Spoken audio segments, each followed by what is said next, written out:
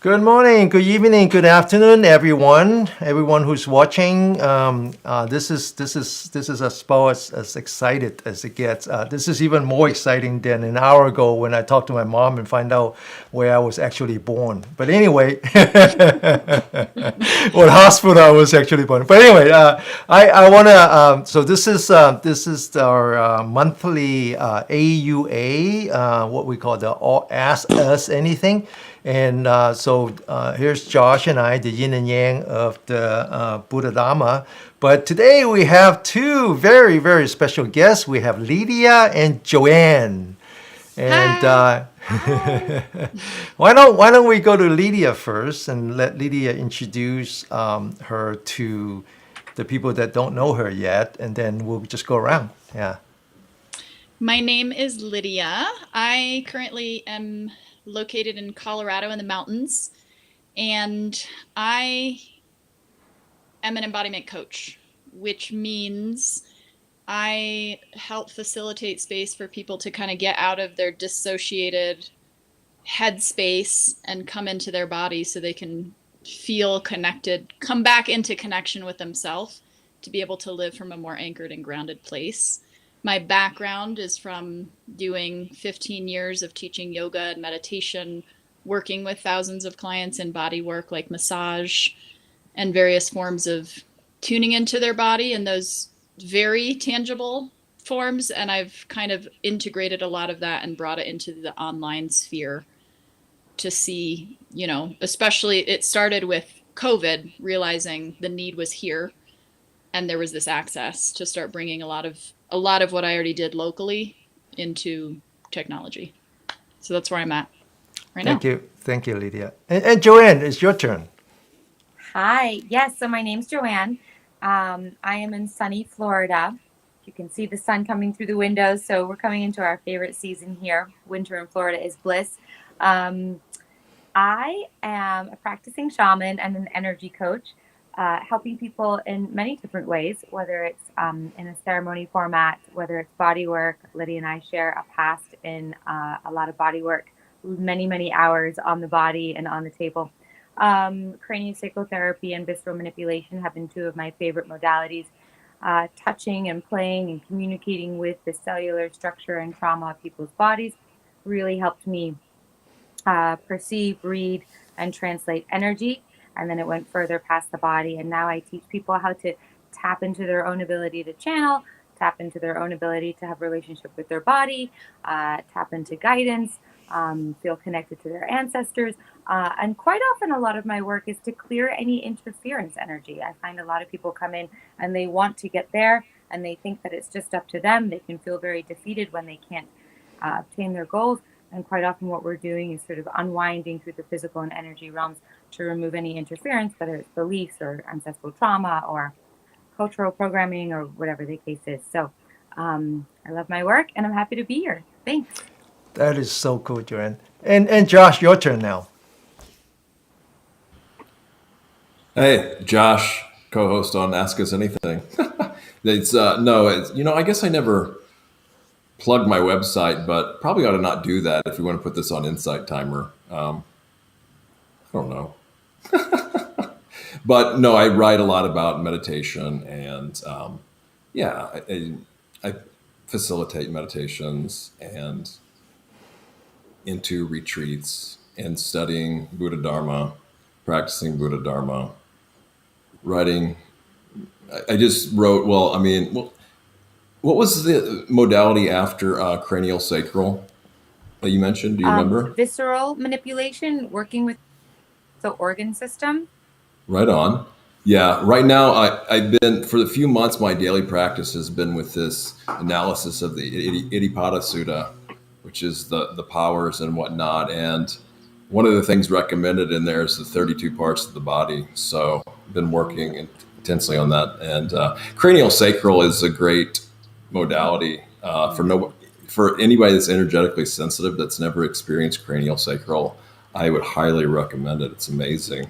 You can get into doing mouth work even on the higher levels of the cranial sacral. That's that. I just did a 2-hour sit today. There's a group of monastics in caves in Almeria, Spain, and they send out a WhatsApp notification to people all over the world to sit at the same time for 2 hours straight. So I would say getting into more hardcore meditation. Yeah. It's inner journeys, inner exploration. Well, Right on. Okay, Denny, back to you. thank you, Josh. Who are you, there's, Denny? there's so much about Josh that I don't know. Same here.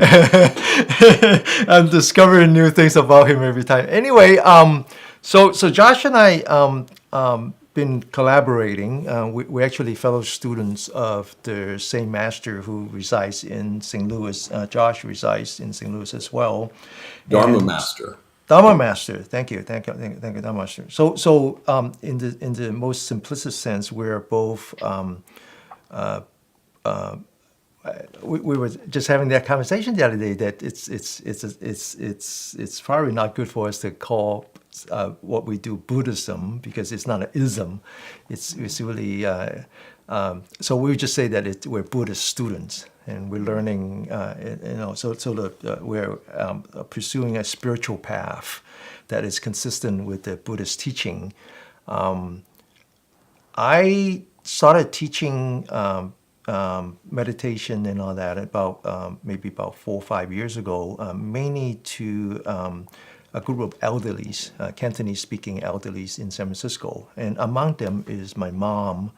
And over the time, I discovered that they need more help with the physicality than they do with mentality, and so I'm shifting more and more towards the body as opposed to the mind. It's just more accessible. And so when I met Lydia and actually had a conversation with her yesterday, and it just blew my mind in terms of how similar we are in terms of approach. That when we live in this environment where we're just bombarded by distractions, and the one place where we could find tranquility is actually our body. This is the one thing that among all the things is the least, it's the most constant. It's something that we've been living with for decades. So in that sense, we're approaching the same way. So our meditation technique is very much body centric, and over time, as it turns out, my dad started to. It's very apparent. It wasn't apparent maybe a few years back, but now it's very apparent that he's suffering from dementia. And so it becomes more and more. So my practice now focus more and more on trying to give him that last bit of energy without actually having to put a lot of constraint on his body. So when I find out that, for example, Lydia is a teacher in Thai yoga meditation, that was just amazing. The Thai yoga massage, actually not meditation, I meant, is actually based very much on the understanding of the energy lines in the body and so forth. And so I am so looking forward to collaborating with all you guys, and plus more. I think the idea that we should really bring together more and more teachers, and fundamentally we're students more than we're teachers. Actually, we're really learning.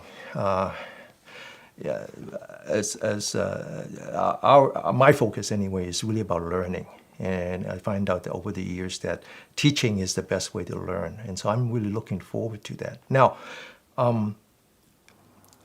I think I am hoping that, and I believe that today is like the opening of a lot of collaborations, not just the four of us, perhaps with other people that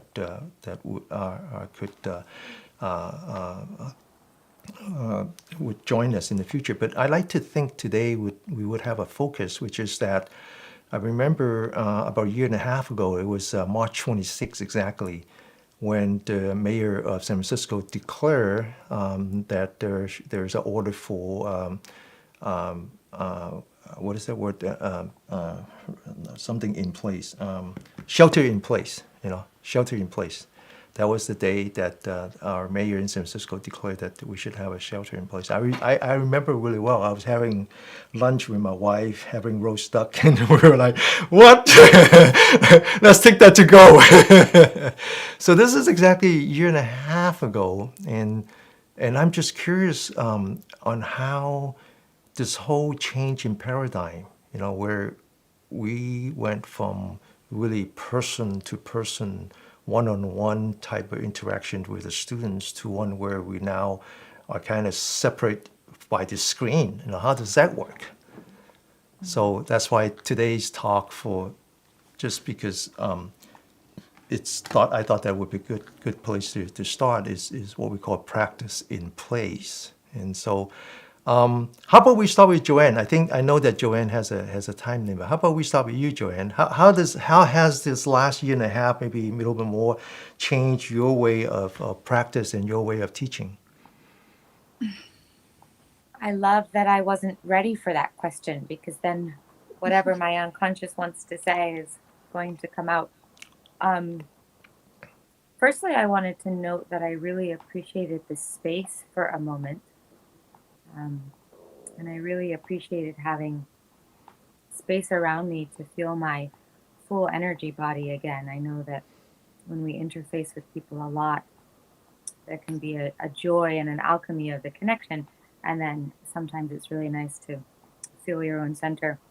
And then I started reaching out to people and doing some classes via Zoom, which was incredibly odd for me, being that I've always been a hands-on practitioner. But I actually really enjoyed connecting that way, and co-channeling together. I have a few people that we still just jump on Zoom and channel together.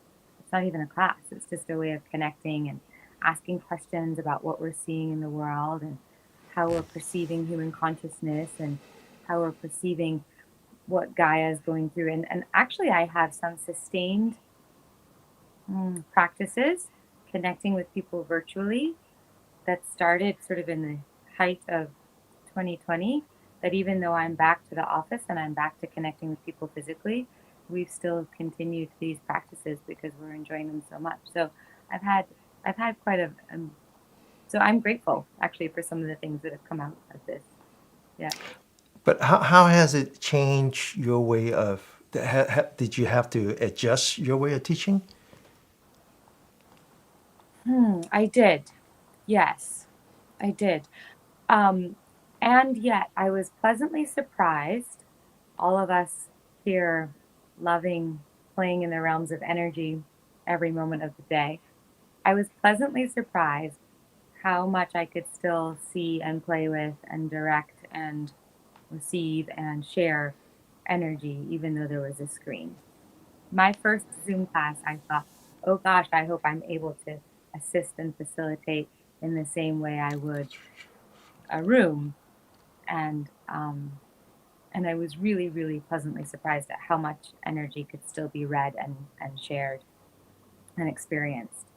So it changed the way, in the sense of I wasn't looking around a room, but it didn't hinder the experience at all.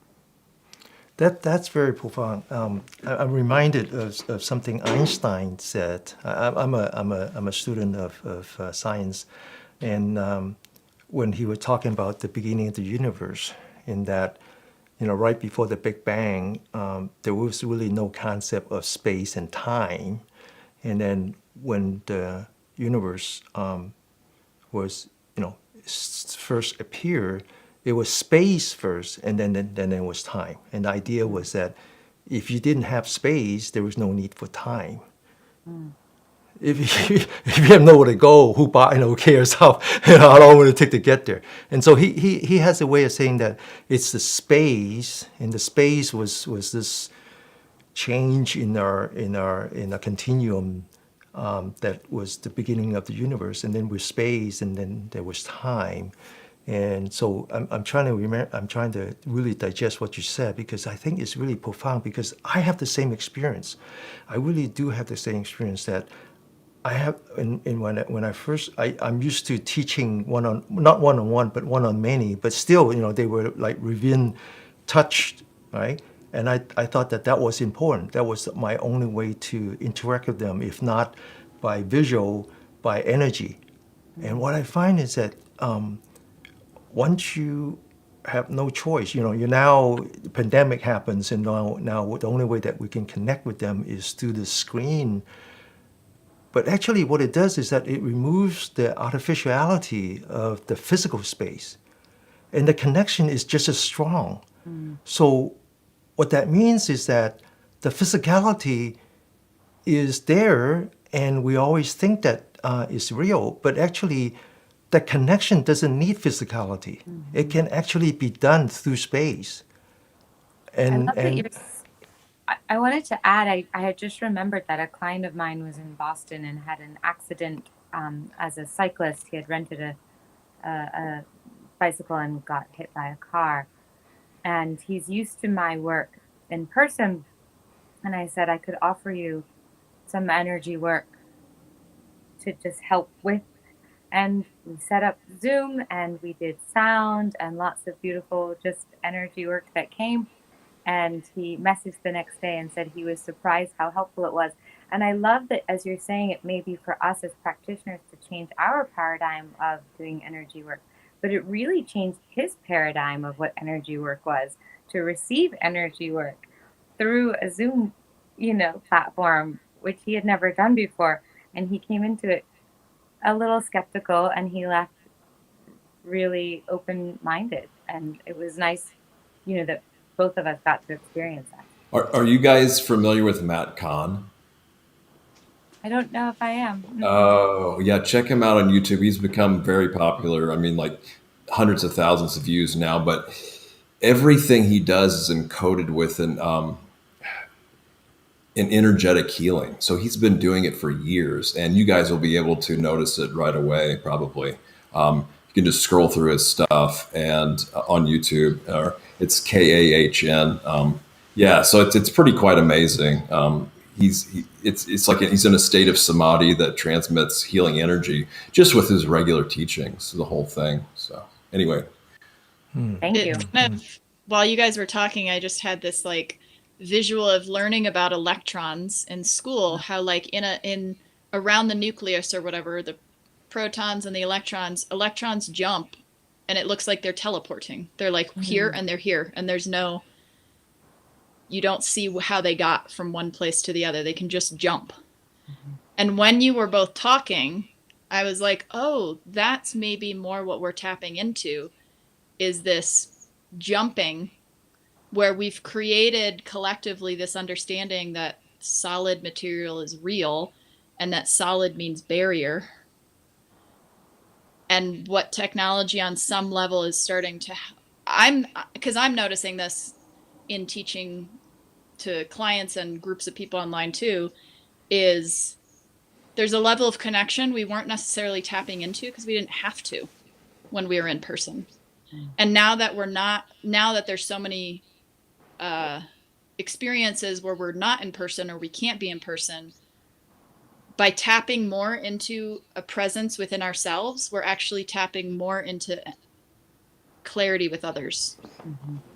You know what I mean? So there's almost, because we have to be more present with ourselves, like me in this room, there's almost a level where that actually enables me to connect on a deeper level than maybe if we were in the room together and I was just reading all the nonverbal communication that was happening with body and kind of from the five senses. And I don't know. It was just like, oh, this is interesting. No, I agree with that. I agree with that. Yeah, I agree. For me, with that. the most challenging thing to do is to be aware of the physicality, though, because, actually right now what's going on is I'm in my room talking in front of a computer screen. Nobody's here, but my mind is filling in the rest, right? It's picking up on all kinds of other things. But I tend to forget the body, especially when I'm interacting with the computer, because what's really here now is not you guys, right? It's my computer in a room.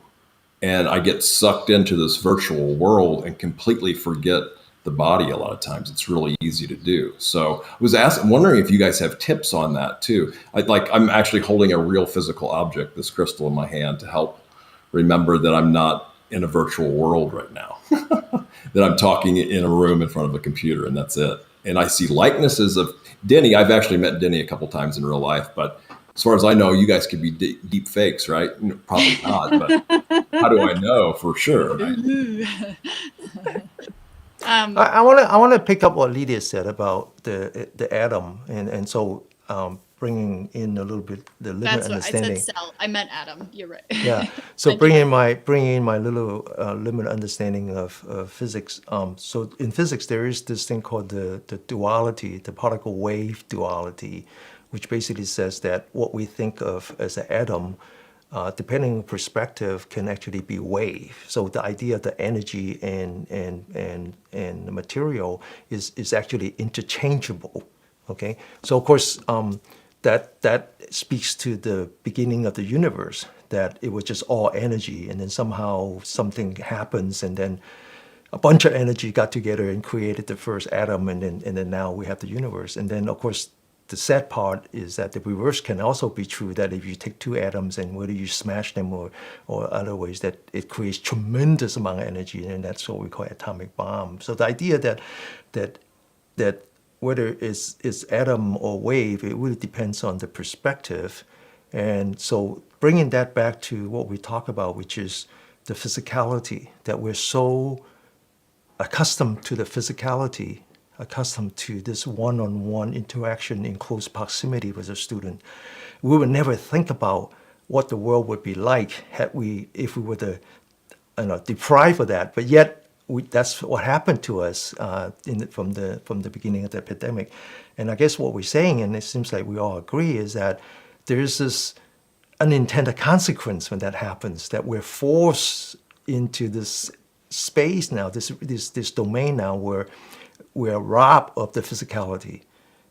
But yet, because we're robbed of the physicality, another part of our experience come up that is actually much more energy-like.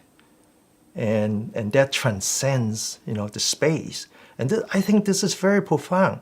Now, let me switch head and bring in a little bit of the Buddhist teaching. Now, the Buddhist teaching talks about the physicality and the mentality. And so if you were to kind of look at the extreme of that, the pure mentality, the pure energy, in the end is about compassion, loving kindness, empathy, and equanimity. And I think fundamentally as teachers, we are healers. We have different modality in terms of how we heal, but we are healers. And so what makes us effective is deep down we have our own, something we take very, very, very dearly, which is our sense of compassion and loving kindness and empathy. And that's pure energy. And that energy can transmit through all medium, including the lack of medium. And so I find that really profound. Now let's get a little bit more personal. And Lydia, you talk about how your own experience, how you kind of. Remember yesterday we were talking about us. All of us are actually kind of introvert, I assume. Maybe not Josh. Josh is sort of the outliner. Mesiovert. Okay. So Lydia, you were talking about how we balance between being a introvert and an extrovert, and somehow this practice in place opens up certain dimensions that you didn't know that exist in terms of how you would present yourself to your students. Yeah, what we were talking about yesterday, I was kind of expressing how it's been a cool, kind of interesting expansion in a lot of ways for me, because I love one of the things I love about Thai massage is you're giving the body a chance to see itself differently from different positions, which is also what you do in yoga. What I've liked about something called acro yoga, which is like a layman's acrobatics. What I love about travel, I feel like travel is us putting ourselves in a different position with the earth and seeing it from a different perspective, similar to a yoga practice or Thai massage. And then of course, like what Joanne does is like all of that at a much more subtle level, like internally. Like, can we shift the the connective tissue or the fascia and create this tiny little shift. And then everything in the body's like, whoa, all of a sudden, like big shifts, you know, from in the subtleties and nuances, which is those are the main modalities I love receiving personally. But one of the things I noticed, because I've been really learning a lot more about trauma, like societal trauma, individual trauma, modalities that have been studied and are coming more into the mainstream. And that whole thing is within the paradigm of this theory called polyvagal theory, which is all about understanding the complexities of the nervous system. There's something called the window of tolerance. And when more trauma happens to us, our window of tolerance gets smaller. And then the idea in becoming more resilient and growing is to recognize and acknowledge, and then to give space for that to expand back into whatever we want. And one of the things I've appreciated about technology is it's almost allowed us the safety of having a smaller window of tolerance without judgment, because we all had to do it. Mm-hmm. And this pandemic kind of closed a lot of us in, like a big kind of a collective contraction into kind of like what you were saying, Joanne, earlier about like all of a sudden you had space because there was so much less interaction. You could like feel yourself in space within your like your smaller window of what you were existing in. And there's something for me that I've noticed has been very profound about that, because when people feel judgment on themselves, and when I'm able to share, what if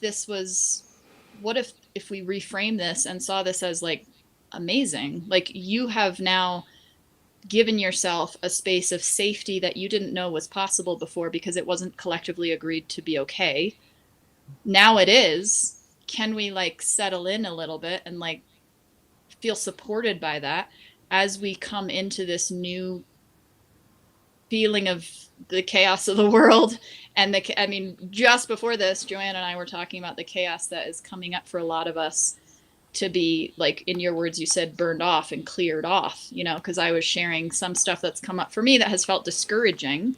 And she's like, what if you saw it as more of coming up to be cleared and burned off rather than a self-sabotage pattern or something else? And immediately I felt that in my body of like, oh, that's what it is. And I didn't see that the same way. And when I'm on Insight Time or even in groups and share slightly different perspectives, I see, because I'm so much into watching nonverbal, the shift in people's breath and their shoulder tension and like the facial tiny nuances of like, oh, of like, this gets to be okay. This doesn't have to be threatening, or I can adjust and my body knows how to if I start giving it permission and space. I have to say I love that. I'm going to jump in for a moment. I saw a message come in that is my next client coming this way. So just while there was a pause, I wanted to say it's really nice to share screen space with you all, transcendent space with you all. I did want to say actually that the word transcendence was coming up for me a lot today, and so thank you for saying that. I think there's something about this paradigm that we're in, that we're transcending the old paradigms of physicality and going beyond. And so just wanted to say thank you for that. Thanks, Joanne. Yeah, it would be cool to hear. Maybe you can come back and maybe talk about some of the subtle bodies like the astral body and the etheric body, and if those have been enhanced or neglected because of technology, and maybe I love that. Holographic realities. Who knows? Yeah. Holographic, definitely. Yeah. I love the holographic world. Yep, absolutely. I'd love that. So let's stay connected.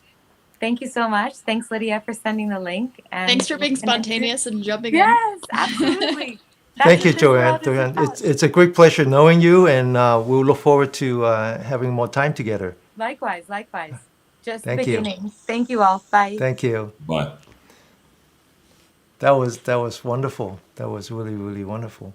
So I was thinking, as both, because I think in some way Josh and I, over the years that we know each other, we share a lot of common language, and so today was actually quite a new experience for me, because the language that you use, Lydia, and the language that Joanne uses are quite unfamiliar to me. So I'm really like learning a lot. But I can't help but to think that the one thing that we perhaps all four of us have in common is how we view uncertainty. And so, going back to practice in place, I mean, that was a tremendous injection of uncertainties, not just on a personal life, but on a professional life. And from hearing your presentation and from Joanne's, I couldn't help but say, hey, these are the people that actually embrace uncertainties and I would and say use it. abstractly. My human ego, not so much. The daily ego part wants to fight it. Yeah. In this But it. Go Oh, I ahead, was Josh. just going to say this comes to fear, right? Because for me, this thing that we're experiencing has way more to do with fear than anything else. I mean, it's gotten so much better now because people have gotten used to it and they've worked on it, had coping mechanisms. But at one point during this, the fear was just off the charts, ridiculous, And that for running down our immune systems. It's not good at all. So the fear is, I think, as far as any danger. So the teaching I got that was most helpful, just real briefly, is that as long as we're able, if we're not running for our lives or fighting for our lives, we are safe enough to feel fear. And so instead of trying to do everything we can to avoid it, suppress it, get away from it, deny it, cope with it in wrong ways, so many different wrong ways, just to be, knowing that you're safe enough to feel it and to feel it, to heal it. And then that's the way to go through it. Yeah. So many people are deathly afraid of feeling pain and being uncomfortable. And, to a certain degree, as long as we can discern, okay, is there harm in this or is it just unpleasant? And the longer we can be with unpleasant, it doesn't have to be like a stoic thing, but the longer we can be with something unpleasant, we talk about the threshold, right? We adjust ourselves to more thresholds. So when we do come into something that's actually, threatening or, some situation that we can't get out of as easily, then we're more prepared to deal with it. We have more space that opens up and we're able to be prepared and know and have time to how to respond wisely to it. Yeah. I agree with that. Thank you for that, Josh. In fact, I think even though we have different approach, like Lydia goes about it with the embodiment coaching, and we do it through meditation, exercise, and qigong or whatever. In the end, I think what we're doing is really addressing fear. It's always about fear. It's always about fear, and fear is just our way of reacting uncertainty. And there's always uncertainty, and so what's interesting is that we come at it different way, but what we have in common is basically telling our students, it says, look, we know so little about our existence. There's all these dimensions that we haven't explored. So why are you even in fear? Why would you even be in fear about that limited dimensions when there's so much to explore? And the more you explore, the less you will fear.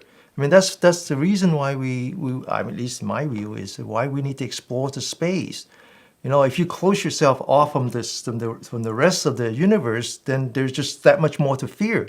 But if you're willing to, put the technology and the resources together and explore, there's less to fear. So Interspace, everything is about fear. Inner space, exploring inner space too, right? Yeah, exactly. Yeah, really, fear is an illusion. I think the only things we're born with, scared of, is like a loud sound and falling backwards, because those are, I don't know, I've heard that. I don't know if that's really, but I want everything to add in a we learn controversial fear, right? Go ahead. Lydia, go ahead, Lydia. What if we took so I always like the what if. What's another viewpoint? What is possible? What if fear wasn't wrong? Oh, it's not wrong. Yeah. So But people are, meaning some yeah. of this could be my own, I can't tell if it's my ego or my intuition. So I'm gonna say, let's find out. When I was hearing you, some of the things that I was recognizing in this past year and a half that I've been really trying to learn is the effects of oppressive aspects of society, that there is real fear that's needed for certain populations. And like, I'm a white person, right? I'm in a white body. I live with privilege and so much less need for fear than other minorities, not even minorities, because that's, as a population, a world population, white people are actually a minority at this point. But like, where does the aspect of trauma come in, where like the window of tolerance I was talking about before, when we're outside of the window of tolerance, that's where the negative effects of dysregulation on our body happens in our nervous system. And that comes from conditioned trauma and accumulation of things that at some level our body wasn't able to handle over time. And so for me specifically, I have gone almost against, through my own intuition, when people are say, feel it, be with it. My body has been like, I do that too much. That's not helping. That's making it worse. I need the tools to navigate. I no longer want to feel. I want the roadmap. I want the tools. I want the support to feel like there's a reason to feel it. Because the feeling took me too far. Yeah. And so what I'm realizing in a lot of the nuances of what I've been learning is, what if we weren't wrong in our experience? Because we're all comparing our experiences to other people from our small, limited context, you know? And so I'm just going to say it straight. When you talk, I hear privilege. As someone who experiences privilege, you know what I mean? Yeah. This is why we all deserve more love, not less, you know? We deserve more love, not less. The thing that jumped into my head is fear is survival. Yeah. Fear is an illusion. Illusion of reality doesn't matter, but it's part of our survival. It's part of our evolution, is to allow our body to sense fear without the influence of our big brain. I mean, that's why when we talk about the parasympathetic nerve, which is based on stimulus, most of it is fear and certainty. It comes back to a spiral cord, not to our brain, because it's really our survival. It's not about feeling or not feeling. It's not about rejecting or embracing fear. It's really about having that balance, having that harmony between embracing our mechanisms where we can feel fear and survive as a species, and yet at the same time having the other side, the yin and yang side, of being able to say, hey, let me just kind of back off from that and not to be consumed by that. And so the problem with fear is not fear itself, is that we're so consumed by fear. Yeah. It's in the mind too, you know, because there's not a lion there anymore ready to jump out and kill us, you know. But for some people there are, though. That's the thing. Right, but I'm not other people. I can only speak for myself, right? And to say that I can understand everybody's situation, no, I can't. So that's why I can only say we deserve more love, not less, you know? So let me how we feel. Lydia mentioned that. Lydia mentioned that the fact that she's white, and so which kind of said that I'm non-white, and then but then at the same time she's female, and trust me, I am not female. But I think it's important to kind of bring a little bit of background in here. Lydia actually grew up in West Africa. So she was a white minority. I mean, you can't get any more minority than that, being a white person growing up in. So I remember when before I retire and pursue spiritual practice, and I was an entrepreneur. And before that, I was a professor for 9 years at UCLA. And I remember the first year that I was there, being a junior faculty.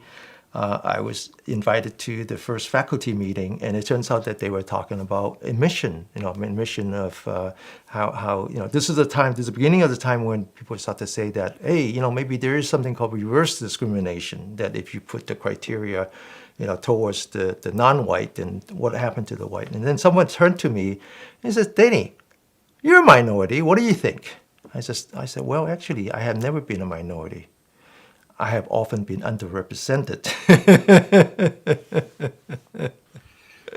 Yeah, You know? our heart, since we're all interconnected, right? When I love my own heart, all hearts are loved, and that's what we really deserve, more, not less love. And so all these different ideas, some of them are better than not, but the body has its own non translatable intelligence. So there's intelligences that we have that aren't trying to interpret the world, right? They're direct knowings. Like our body can walk on ice and will automatically kind of adjust if we're in it without we having to think or bring back what we learned in college, or what's socially acceptable now and what's not, what's in our in group or not. Whatever kind of movements were, or things we're involved in, the body, it's so amazing. And I'm still wanting to go back to my question of how do you guys remember to be mindful of the body while interacting with the computer too?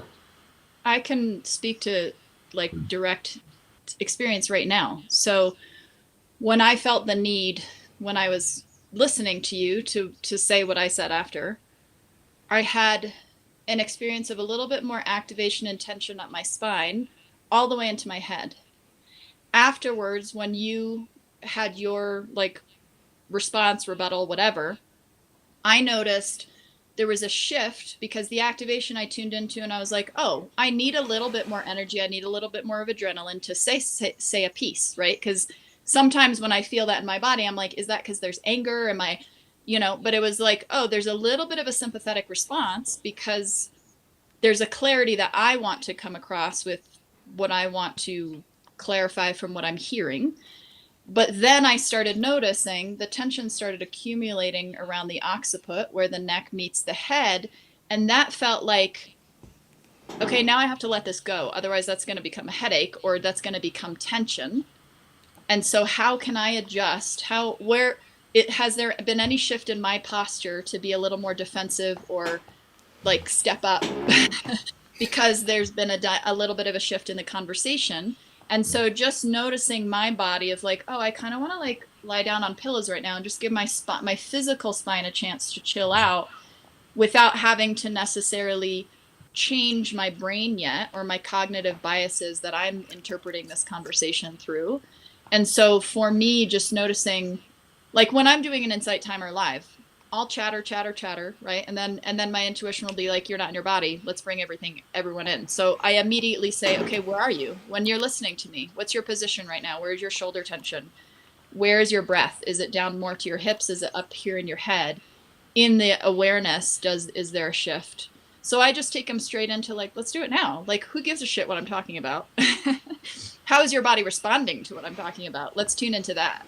Yeah. So that's what I've been doing Yeah. while you've been which You're very empathic too, because that is a trouble area, and I really ought to go get some more cranial sacral. And just to plug my own work here, I just did a recent post that I worked on for a long time, Dharmic strategies for empaths. So that might be of interest on my thing. But yeah, it's brilliant. Thank you so much.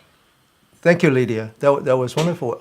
It got me thinking about what makes us, all of us, including Joanne and others, what makes us who we are. And also we say that we're a teacher, but often we use the word coach. So what is it about us? And so what we do is we're really bringing technique. We're not bringing theory.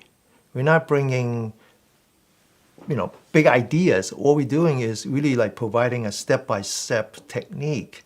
And to the extent that we are focusing on our body and wanted to have this practice that are body-centric, is that we're really teaching our student how to use this body as a tool.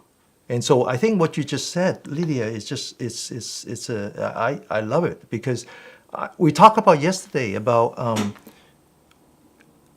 emotional intelligence. And so people talk a great deal about it. I mean, you just do Google search and it's just like so many talks, so many papers on emotional intelligence. And we used to have fellow students that work for Kodak. I mean, Google. And I remember making the arrangement to invite our Dharma master to give a talk at Google. And Google, that's all they talk about is emotional intelligence. But what you find is that out of the people who talk about emotional intelligence, very few of them actually talk about the technique. How do you, if you push aside, all the talk, how do you actually get there? How do you actually, what is a tool? I mean, because that's what we're all about is we're providing a tool.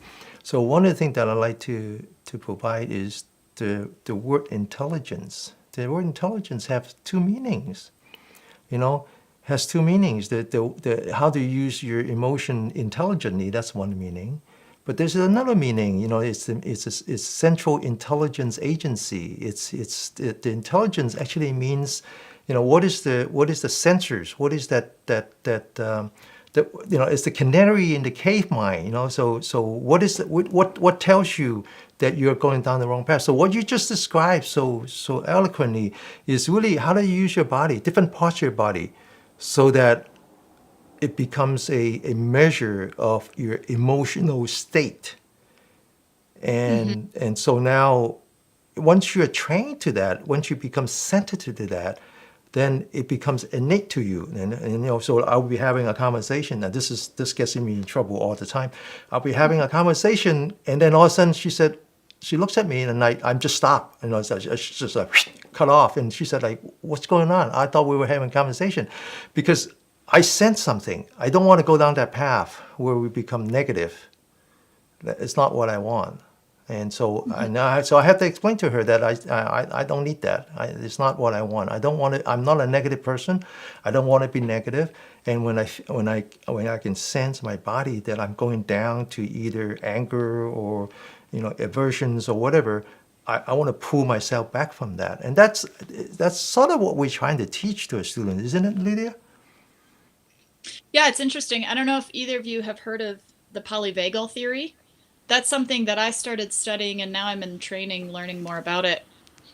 And it's all about the nervous system. So it's all about the complexity where we're not an on and off switch, rest and digest, fight or flight.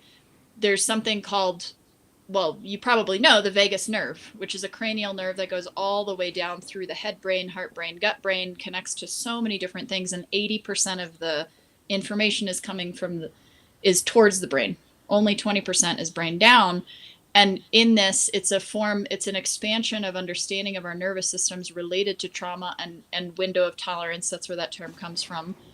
And we have blended states, and we have different states. And one of them, the ventral vagal is the one where we're in connection. And that, like, I purposely am like tilting my head, because in the ventral vagal state, expression of eyes, what we're hearing with our ears, our forehead, the position of our head is showing to others whether we're a threat or safe at any very minute details from all these nerves that are happening from the heart upwards.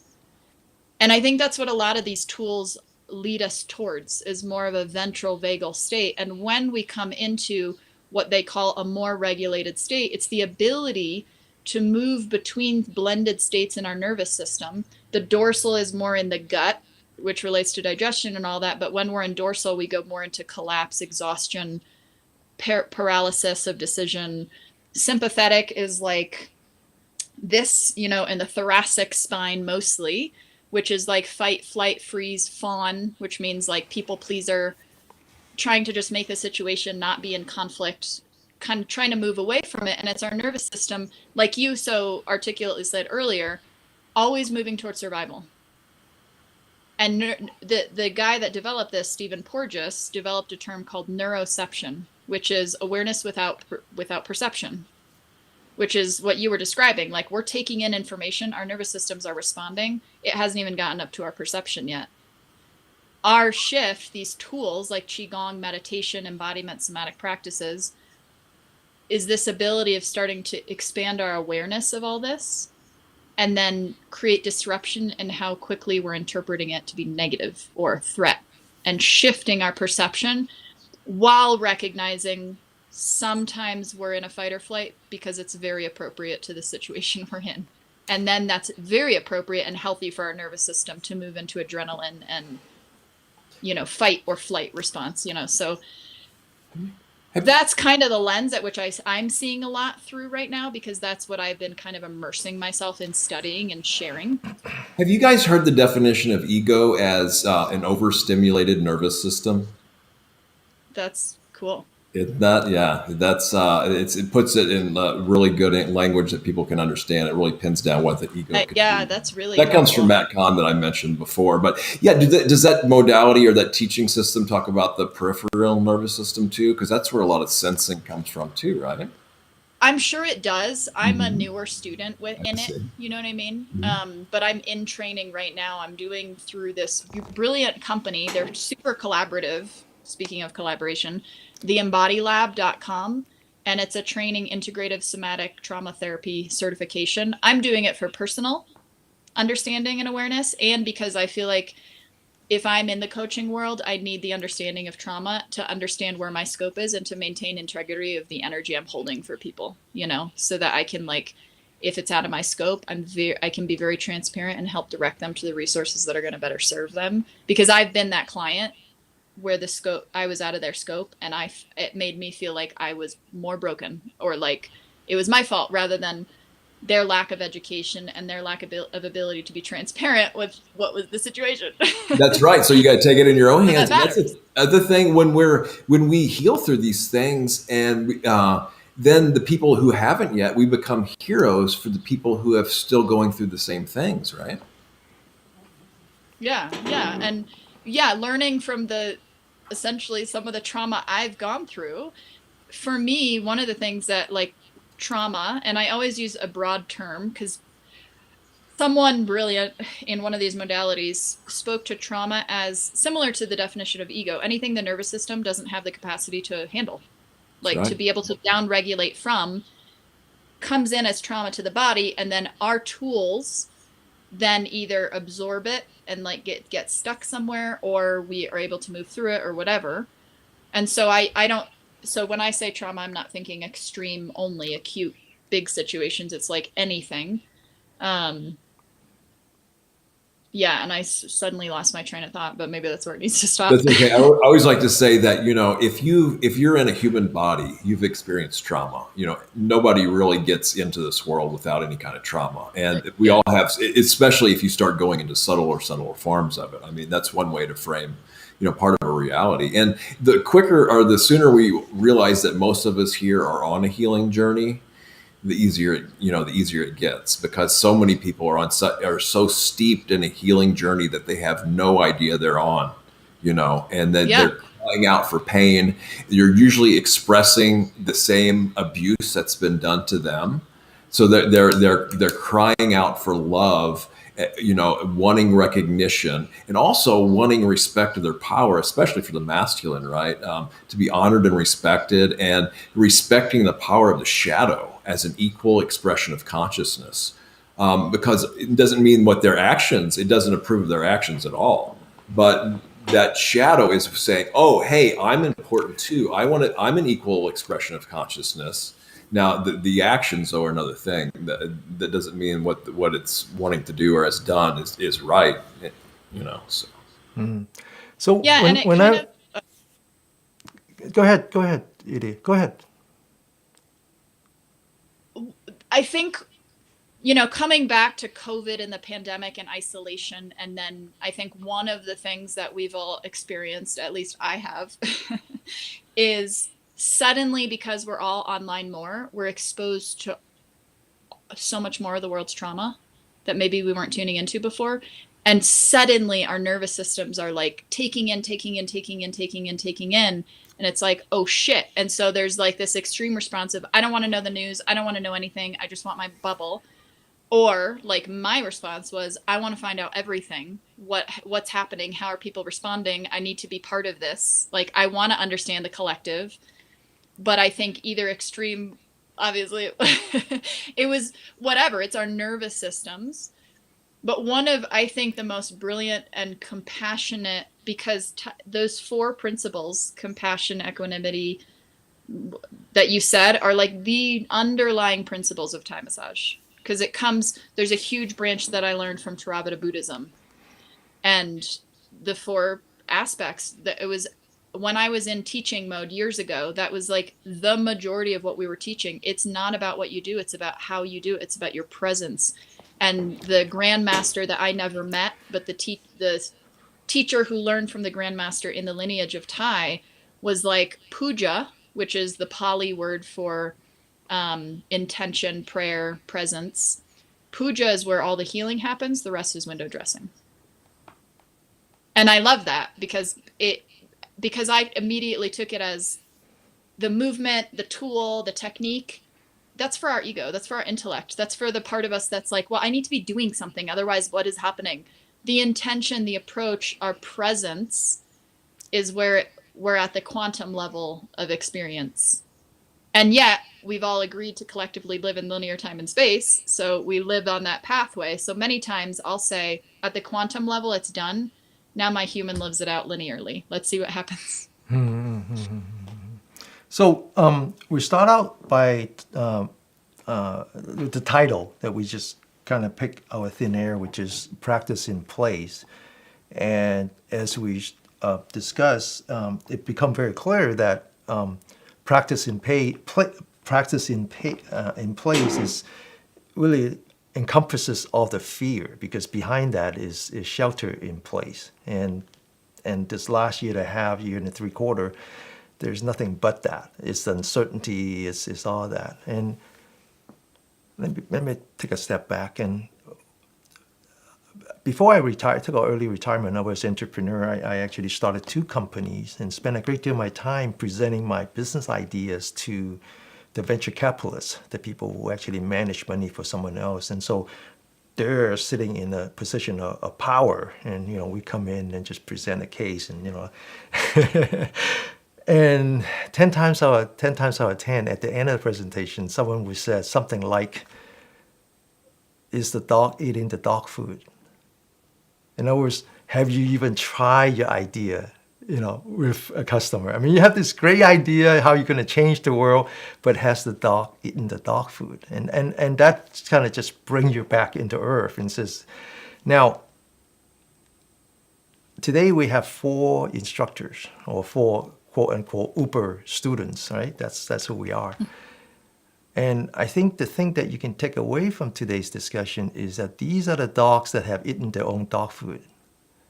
That we're really talking about our own personal journey in the last and a half, how to deal with uncertainties, both in a professional arena as well as a personal arena. And we are actually taking the tools that we have honed over a career, that we are in a position to present to our students, and we're actually using that on our own to manage our fear, right? And we do that by keep reminding us that there's so much that we don't know. There's so many dimensions of existence that we have yet to explore. And so then why are you so, why, then it just kind of put things in perspective. Then, I remember there was this one scene that was one of my favorite scenes on, I think it was Finding Ryan, or where they come up to the beach, and the Germans were shooting at them, and the lieutenant was, trying to bring his soldiers in, and one soldier was shaking like this, and he says, "Why?" He says, "You're already dead, so why are you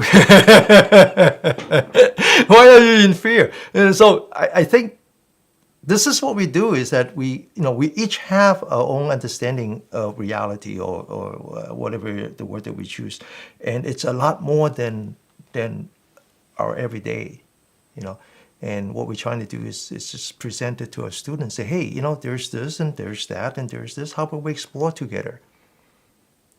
And we're doing that with a student, and definitely in the last year and a half, we're the one that had to consume the dog food. For me, it's that's a great analogy, Denny. For me, this really hasn't been much of a change for me, kind of ironically, right? Because I'm not into shopping. I'm not into going out and partying a lot. You know, I was going to grocery stores before. I've had a daily sitting practice since 2012, which is mostly solo. So actually, a lot of the stuff has been, you know, and it has been great online because I can connect with people from all over the world now more than I can beforehand.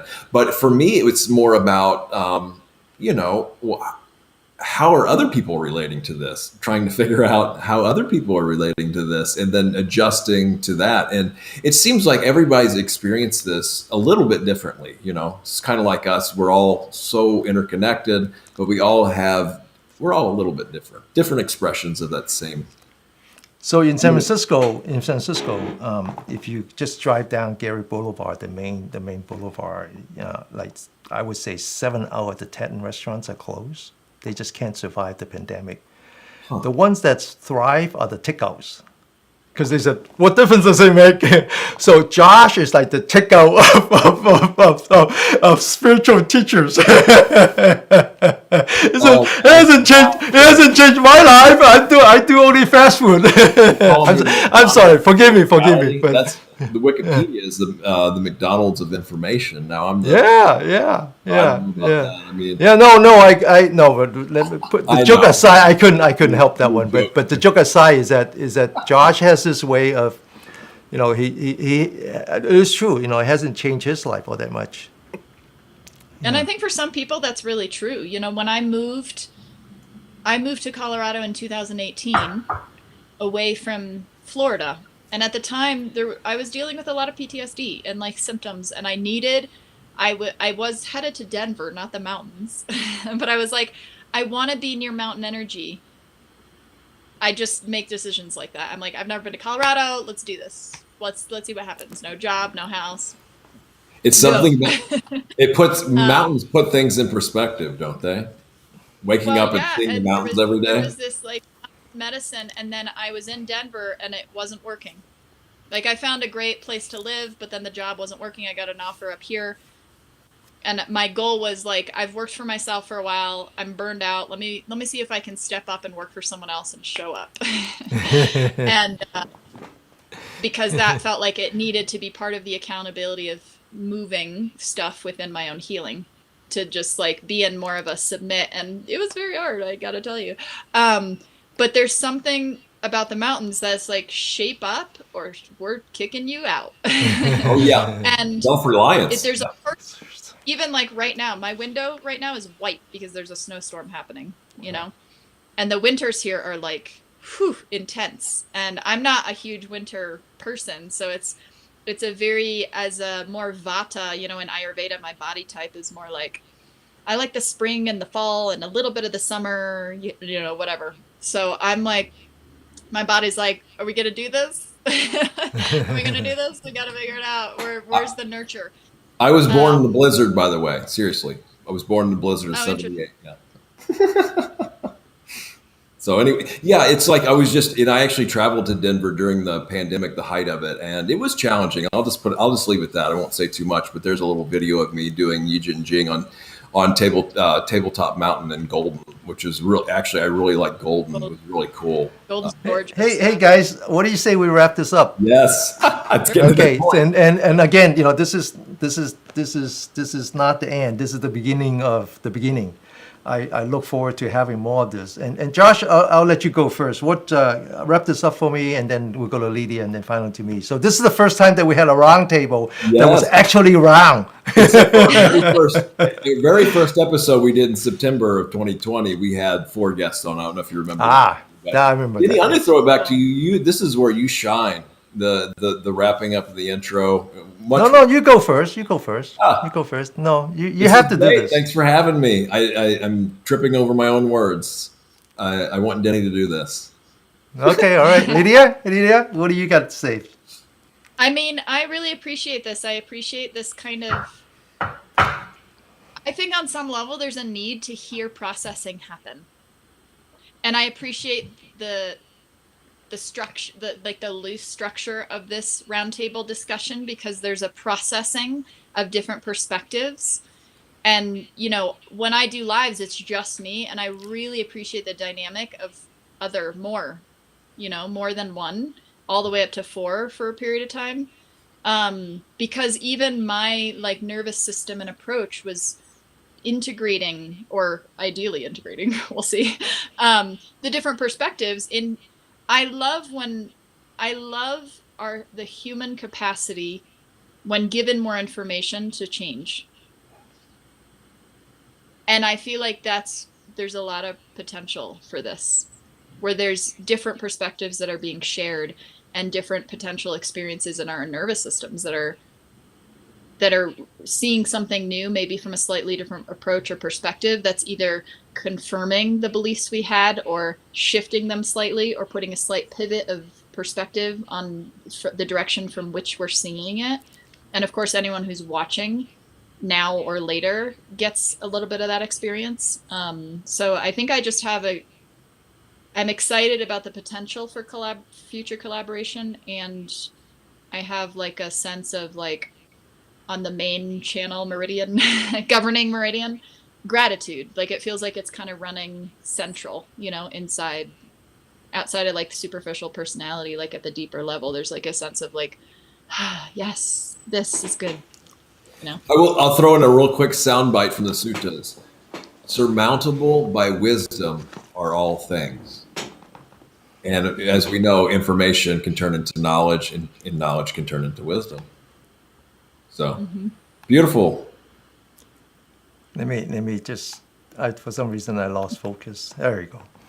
So before I retired, I was an entrepreneur. I already said that, and then before that, I was a faculty member, and before that, I was a graduate student. So I had a thesis advisor, and the dynamics of graduate school is that your thesis advisor is like the emperor, and you're like the underlying, and that relationship continues into your professional career because you constantly need to get recommendation for this and recommendation for that. And so one day we were flying into, I believe it was Dallas, and we had a big conference. And it turns out that I was flying up from LA, and as I got on the plane, my advisor was there. And so, wow, oh, Denny, I know, so happy to see you. And so we were flying together, and of course we choose the Sydney charter, chatting and all that. And so it turns out that in the middle of the flight, we encountered the storm, and the plane actually dropped 3 times, and close to 5,000 feet each time. And in fact, one of the stewardesses had her leg caught under the seats, and actually it turns out that there was a big mess. And I remember as we were flying down, I hold on to the seat and I said, I don't want to die next to this asshole. So all the niceties that I had, I thought, so this is what I learned. You can pretend to like someone, but you can't pretend to respect someone. Yeah. And so this is what I got from today, is that I really like the idea that we built a roundtable of healers and providers where the relationship is built on mutual respect. Mm-hmm. For the purpose of providing more knowledge, not less, to the consumers. And I use the word consumers because otherwise you would call them students. They consume our product, our practice. But the consumers always come first. It's all about them. And this is what I said yesterday, that the one thing that I dislike, or one thing that, maybe dislike is a strong word, one thing that I think Insight Timer needs to improve is that there ought to be more collaborations among the teachers. And because right now, by default, we are like in competition. It's a zero-sum game. If the student comes to me, then they're not coming to you. If the student comes to someone else, then they come to neither one of us. So I think we need more collaboration because I think the student would benefit. I think the student would benefit knowing that, in Thai yoga massage, they talk about this. And then in the Qigong practice or in I Ching, they talk about this. And guess what? It's the same thing, just from different perspective. It's just another dimensions. I look forward to that. I hope that this is just the beginning of the beginning. Cool. Same. Okay. So with that, Excited. Thank you so much, Lydia, and thank you for introducing us to Joanne. And thank you, Joanne.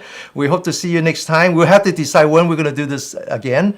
Maybe we should do it more often than once a month. We'll figure it out. Yeah, possibly. We'll figure it out. Thank you, Josh. Thank you, Josh, for your You're welcome. for all your brilliance. Always the one that starts something. Now you're flattering me, Denny. Okay. All right. Okay. It was a All pleasure, right. guys. Thanks so much. Okay. Thanks, everyone. Thank you, everyone who's watching out there. Yes. And we'll see you